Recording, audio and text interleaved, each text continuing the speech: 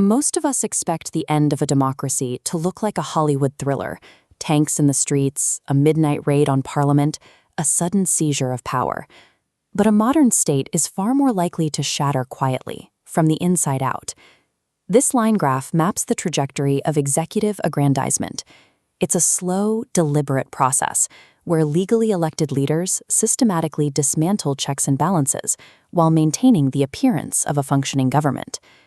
By hollowing out the actual power of the courts and the legislature, an executive can effectively rule without oversight, while leaving the outer shell of those institutions completely intact. This makes the ballot box one of the most effective tools for subverting freedom, allowing leaders to dismantle the system using the very authority the public gave them. Autocrats depend on a specific set of societal conditions to take root. They look for populations that are fractured, isolated, and living through sustained periods of trauma. The philosopher Hannah Arendt called this mass atomization. She observed that extreme loneliness forces individuals to surrender their inner freedom to the rigid logic of tyranny just to find a sense of certainty. Erich Hoffer identified this figure as the true believer. For citizens lacking a sense of personal accomplishment, mass political movements provide an emotional refuge, a way to replace a spoiled self with a powerful collective identity. Populist leaders exploit this by offering a simplified narrative that manufactures a false sense of community. They provide a clear enemy to blame, transforming a lonely crowd into a unified political weapon. A dictator's ambition only finds traction when a population feels so isolated and adrift that they view the loss of their own autonomy as a fair price for the feeling of belonging. Once a leader has a loyal base, they need a catalyst to bypass the remaining legal hurdles. As historian Timothy Snyder observes, sudden panic is the tool that makes unthinkable government overreach suddenly seem necessary for survival.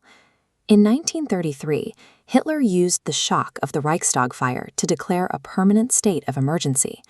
This allowed the government to suspend civil rights indefinitely, branding any critic of the regime as a national security threat. In 1999, Vladimir Putin utilized a series of apartment bombings to create a climate of national terror. He used that panic to justify an immediate consolidation of executive power and the suppression of political dissent. More recently, Rodrigo Duterte in the Philippines framed the drug trade as an absolute national security crisis.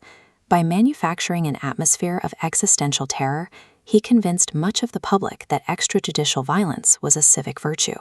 Pay close attention to when leaders overuse words like emergency, security, and extremist. This emotionally charged vocabulary is designed to bypass the public's logic and justify the bypassing of laws. When a state successfully maintains a high level of fear, the public will often willingly trade their fundamental rights for the mere promise of safety.